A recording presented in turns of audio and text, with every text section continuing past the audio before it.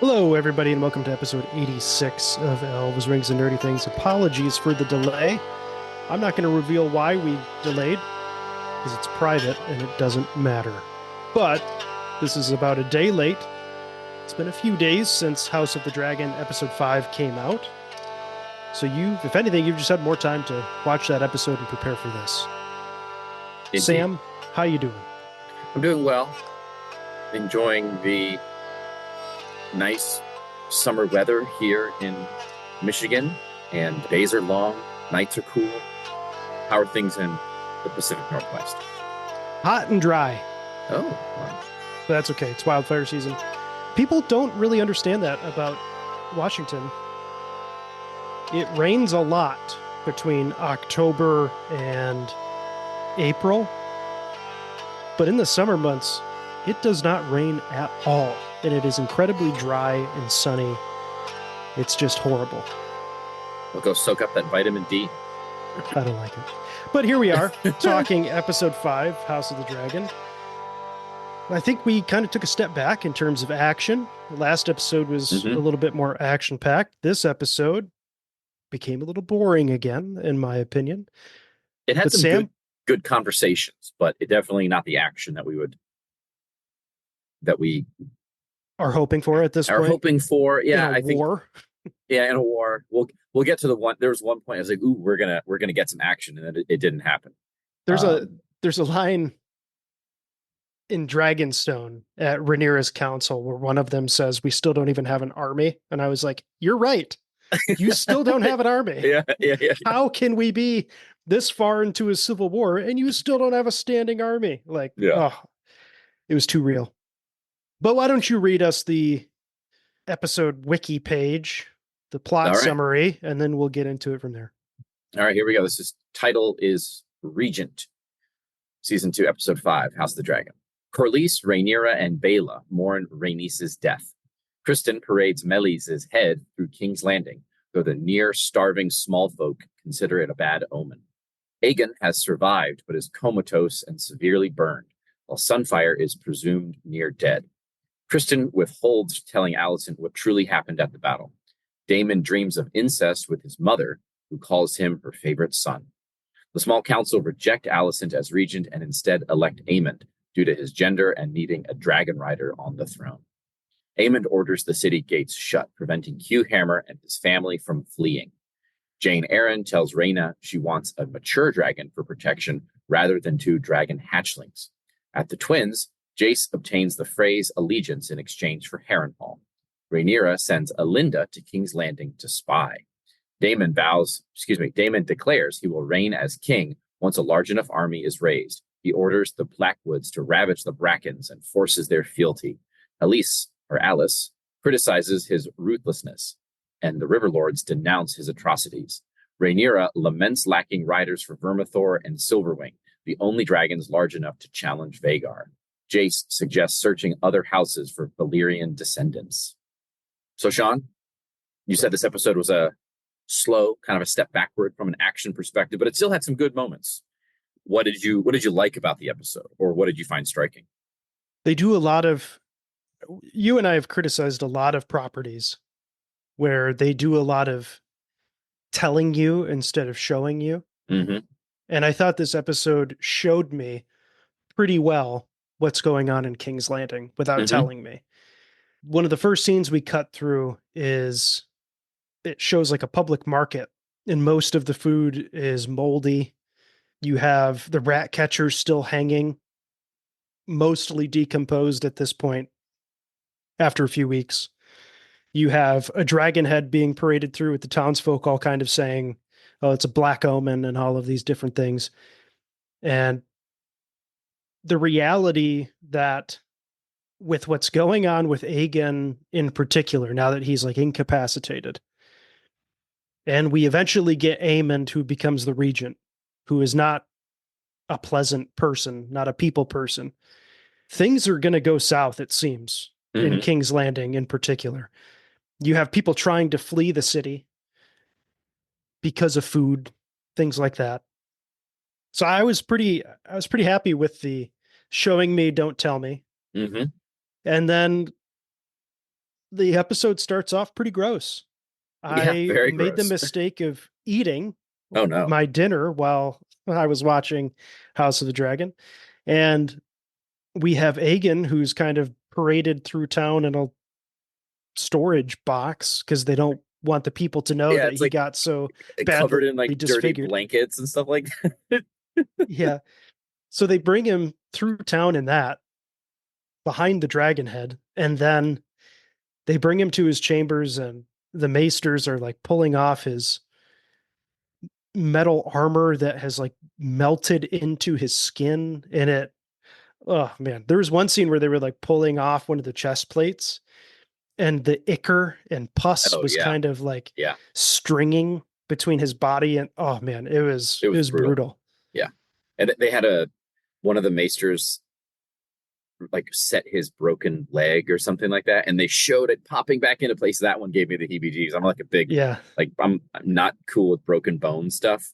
That was brutal, but yeah, it was a very effective scene in showing how destroyed Hmm. Aegon is.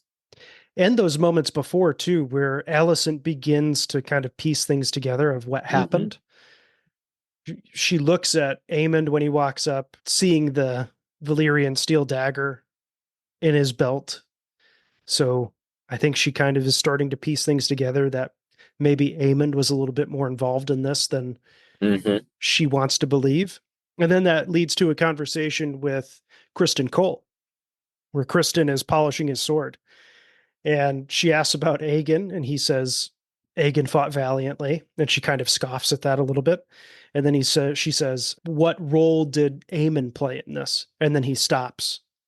And again, like his reaction to that question, you're showing me instead of Mm-hmm. just coming out and telling me.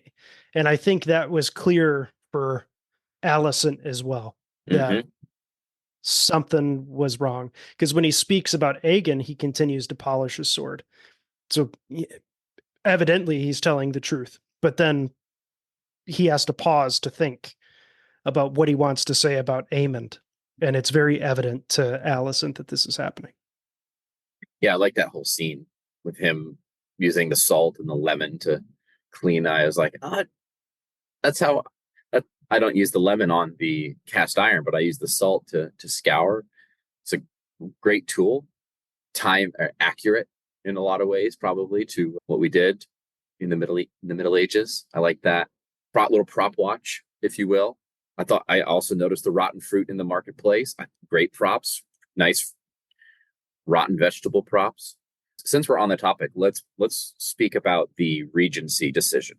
So Aegon is incapacitated, comatose, on the edge of death, and so the council they need to pick a regent. Alicent puts herself forward as a candidate, claiming, or not claiming, but reminding everybody how she was basically acting on Viserys's behalf while he was too sick to sit the throne. However, the council sidelines her and selects Aemon, rightly stating that one, he's the next in line to the throne anyway. I think either in that meeting or later on, it's justified that, well, he's a dragon rider, he's also a man. You know, how would we look if we had a woman as the regent when we're trying to use that as, as justification for not having Rhaenyra be the queen? And Aemon's next in line And Aemon's, yeah. now that Aegon's son is dead. So it's all like I read a comment from somebody, and I try not to read anything before we record because I can't.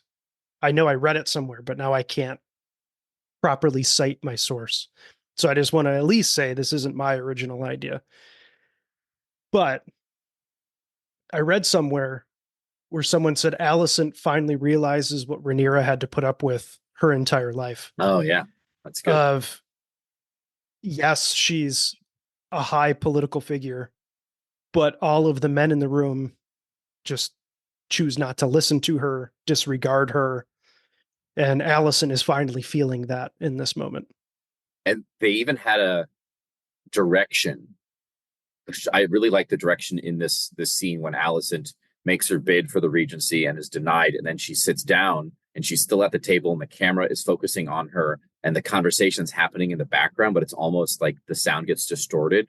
And so, she's there, but she might as well not be there. Like, she's not involved in the conversation. They obviously aren't asking for her opinion. And it underlines exactly what you're talking about. And that was a good point, because I think even Rhaenyra in this thing, Rhaenyra has had scenes this entire season with her council, and it's really becoming, I would say, getting a little tired of it, to be quite In this frank. episode, it happens. In this episode, yeah, with Sir Broom or whatever, Alfred Broom. Yeah. And I think she says something in this episode along the lines of, my father didn't teach me to wield a sword or do whatever. He just like had me carry his cup around. And she also makes the point in that scene where he says something along the lines of the gentler sex has proven to not be well in like managing a war. And she says something back. She claps back and says, we've all lived in an era of peace. You've seen as many battles as I have. I love that line. But I mean, that's a great line, but he also has a point where she's done a pretty shitty job of like leading this war effort at this point. She was absent at the very beginning because she was mourning her son. She leaves and goes to King's Landing without telling anybody, leaving nobody in charge after Daemon's already gone. So she's made a lot of pretty terrible decisions at this point, in terms of like how she's going to lead her faction. And then like the one direction that she did give early on, which was, I want Aemon Targaryen. It's like, okay, so that's a personal, obviously the personal is political because we're talking about monarchy and royalty and nobility and everything else, but still, it's like, is that the exact right decision that you need to make? Or do you want to maybe elaborate on that and order Rhaenys to work with Daemon to go kill Vhagar when you had the advantage in Dragons and Dragon Riders? Yeah, I think there's good criticism all around of the people who lead the war efforts, because even you look at Daemon, right? Daemon has been sitting in Harrenhal for weeks, days, weeks, not really gathering an army. I mean, this episode we start to get the beginnings of it, but he fails to intimidate the Bracken sufficiently. He has to then task the Blackwoods on basically intimidating them, threatening them, harassing them with violence toward their small folk, which then works to get the Brackens on side, but alienates the rest of the River Lords, who then confront him, which is pretty bold. And he still doesn't have an army, right? So here we nope. I will be interested to see what happens with the Black faction. Will they get an actual army? Are the Northerners going to show up? Are the Freys going to show up like they seem to be moving toward that in this episode? I mean, if anybody's taking action, it's Jace. Yeah, and they state in this episode that the Starks' army is moving south. That's the whole reason he goes to the twins. Which I have a little quibble with, because it's not what happened in the books. No, it is what happened in the books. Okay, then what's your quibble then? My quibble is that the North is fucking huge, and it would take a while for that force to assemble. Now, I guess it's a smaller force than, for instance, what Robb came south with. And we can say Jace is just being overly precautious, or he's planning well in advance and securing the twins. But I will also say that there are other crossings of the Green Fork. For instance, the King's Road.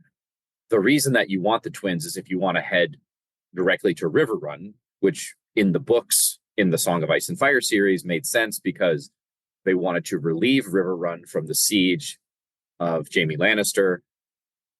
That's why they needed the twins. In House of the Dragon, having the twins is only helpful if it gets them somewhere faster than the King's Road. It's not clear to me that they do. Either way, that is a quibble. That's somewhat pedantic. Now, the Frey stuff was still fun. I don't know. I like seeing these Weasley fuckers, I guess, again, but more so in the past. You see that conniving is a family trait. What did you think of that scene? I was pretty bored by it. Bored? Yeah. I guess it was kind of boring. Yeah, it was just like the only reason it would be exciting is for anybody who watched Game of Thrones and is like, oh, those are the descendants or the ancestors of Walder Frey. Yeah. And then that's it. Yeah, that was for me. I would say this is more of this is an even more pedantic little book thing. But I did like the nod to the actual history of the twins, where they meet in the middle of the river, basically on the bridge. Yeah. like on an open table. And in the books, there's a castle in that location. It's called the Water Tower, I think. So there's the twins are the two castles on either side of the river, and then there's another castle in the middle of the river. But that one took a while to like. It all took a while to build. They did it in sequence, and the final thing that was built was the Water Tower. So 170 years in the past from the time of Walder Frey, they hadn't built that yet, which was a fun touch. But I get what you're saying. It was kind of a boring scene. It's just setting stuff up for later. We know that the Freys are not going to get Harrenhal, so whatever deal Jace made with them, we know it's not going to come to fruition, or at least they're not going to get their remuneration. Next up, we're kind of like pouring through our list. I mean, that's fine. They're all going It was a naturally into other topics. So That's let's true. naturally go into sex with your mom. Well, at first I thought it was Emma Arryn, Viserys' wife, or his wife that we only saw in one episode. And did she ever even make another appearance? But anyway, that's what I thought. It was Emma Arryn. Did you? I didn't look it up. I guess I could have looked it up to see if it was the same actress, but I don't think it was the same actress. no. It was Okay. just some silver-haired lady. I had no idea who it was until there's Okay. a reference later where well, gosh, what's her name? Alice. I'm Oh pretty yeah, sure she's the Alice one. Rivers. Yeah. She's the one who references something about your mom. Mm-hmm. So that's the only reason I knew it was his mom. Otherwise, I was just like, oh, okay. Well, she has a line that she says, "My favorite son." I must not have caught it though. Yeah, it was pretty. So I had closed captions on, so I don't miss a ton of dialogue, even when things are quiet or distorted, like they were at some points during the show. But we haven't come out and said it.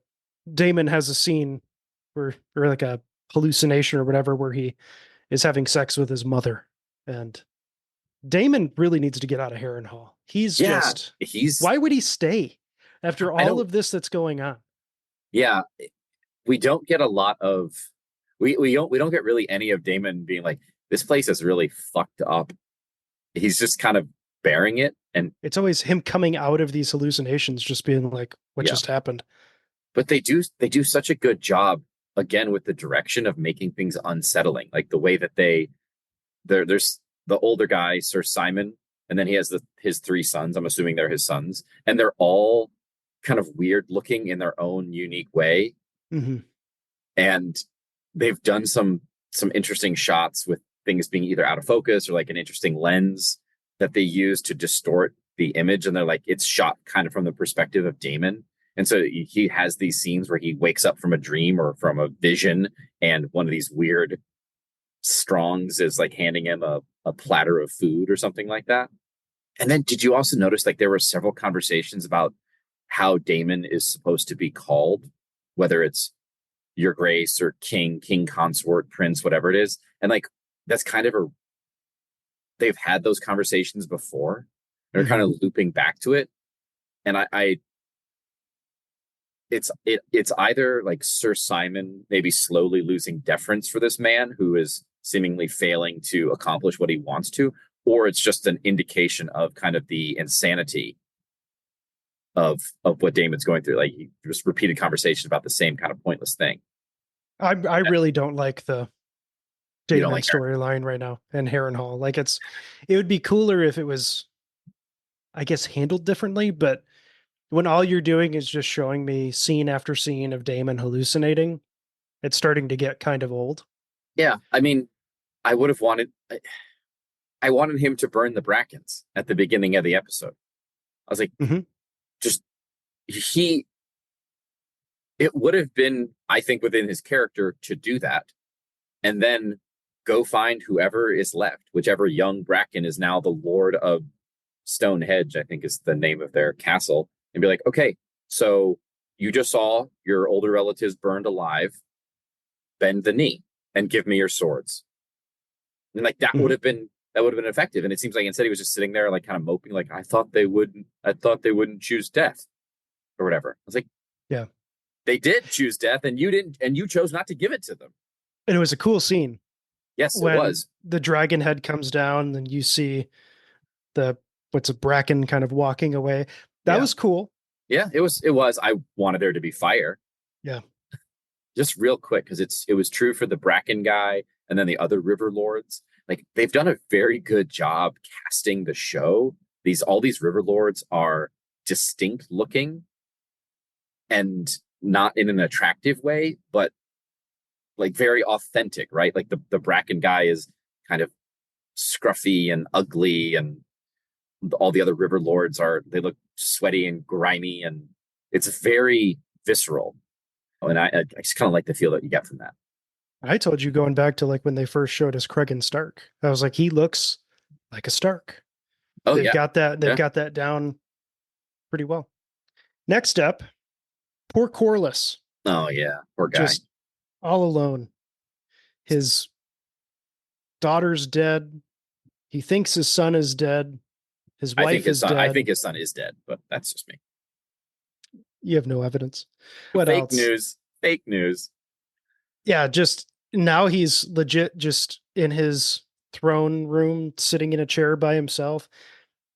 Rhaenyra makes him hand of the queen, Mm-hmm. and he doesn't really receive it very well. I He think he says says something. he says the line kind of like, I should be honored by this, but I feel like she's just doing it because she feels bad Yeah, for me or something along those lines. I think it's also like, my wife died because she took your place in a battle that you said you would join yourself. And so now you give me hand of the king to like bring me back on side, when by all rights, like at this point, I should be in mourning. Maybe the Valarian Targaryen cause has further separated. You think about it, at the beginning of this season, or at the beginning of the conflict, you had Rhaenys and Corlys as a Valerian Targaryen marriage. You had, and then the two daughters and the two sons. You had Jace and Lucerys each engaged to Baela and Rhaena. And now only one of those relationships remains. Mm-hmm. And I think they had a good, the Jason and is it Baela? Mm-hmm. Yeah, Jason Baela had a pretty good conversation. But then even going back to Corlys being all alone at the end of his conversation with Baela about being offered hand of the king, he said something like, "I would make you my heir." And Baela's like, "I'm a Targaryen, dude. I'm not a Valarian," which further isolates him. But I think it's feeding into what your prediction was of he goes out and he brings in his bastards and they become his new family. Yeah, I like that. And then even at the end of the episode, they need dragon riders. Yep. And it's his idea to then go out and find some bastards to ride some dragons. Which is like, it was kind of funny. It's like you're going to go through all of those scrolls looking for evidence of bastards and long lost family members. And like, why don't you just put out a call to anybody who Who thinks they're a thinks that they are? Targaryen bastard? It's like, Yeah, do and you have blonde hair? Like, if they're not, they're going to get eaten by a dragon. So yeah, it's like, yeah. Anyway, so that was that was fun. Corlys.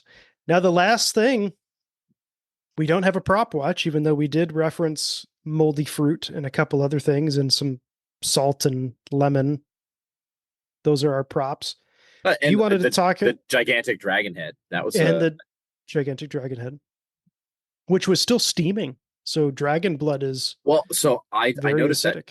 I noticed that too, and actually rewinded a little bit. And I think and this is a really good touch, if it is what I think it is. I think it's supposed to be incense. They have these two little like pots that are giving off smoke on either side of the dragon. Stop the smell. Yeah, that was my thought. Because it was covered in flies as they cut around to the back side of it. I think there are any other props on Prop Watch. I don't recall. All right, let's get to our final topic. Last thing, you want to talk about having others act for you as a theme. So Yeah. what do you mean? There were two distinct conversations that had that thrust. One is the Blackwood Lord talking with Daemon in the wake of the Bracken confrontation, and Blackwood basically says, or I can't remember who says it to whom, but the idea is that there are things that need to be done to further their cause, which Daemon cannot do. And then later in the episode, it's revealed that those things were attacking small folks, burning septs, stealing children, assaulting women, all of these things that put pressure on the Brackens to join the Black faction.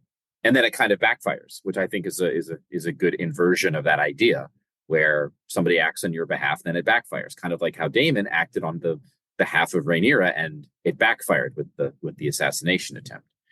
And then you also have Mysaria saying this to Rhaenyra in a conversation, which leads to Rhaenyra's lady's maid going to King's Landing and infiltrating the city, and then meeting up with the former chambermaid, the one who was assaulted by Aegon, who we saw in a previous episode, working at a tavern. And it's hinted that they are going to do something in the kind of espionage space. And so I think it's reasonable to say, how is that going to backfire on Rhaenyra and the people in charge of those agents? So I think it's unfortunate that everybody, I think we've had this criticism before, that it's largely incompetence that's driving a lot of these things, just people making the bad decisions. So we will see how things pan out, but I think that's kind of what we're getting set up here, is that in the pursuit of your own ends, agents are imperfect, and then things that they do backfire on you. And that was episode 86, everybody. Thank you for following along with us as we're covering House of the Dragon Season 2. Episode 6 comes out next week. We will hopefully, fingers crossed, have the episode published in time for Wednesday, our normal release date. You can follow us on Facebook. We have a group called Elves, Rings, Nerdy Things Podcast, where we post episodes, have polls and things like that. You can listen to our podcast on pretty much every subscription service that it's out there, in terms of like Spotify. If you're on a YouTube and you'd like to listen to podcasts on YouTube, we have a YouTube channel, Elves, Rings, Nerdy Things. Email us, elvesringsnerdythings@gmail.com. I believe that is everything. We will see you next week. Bye-bye.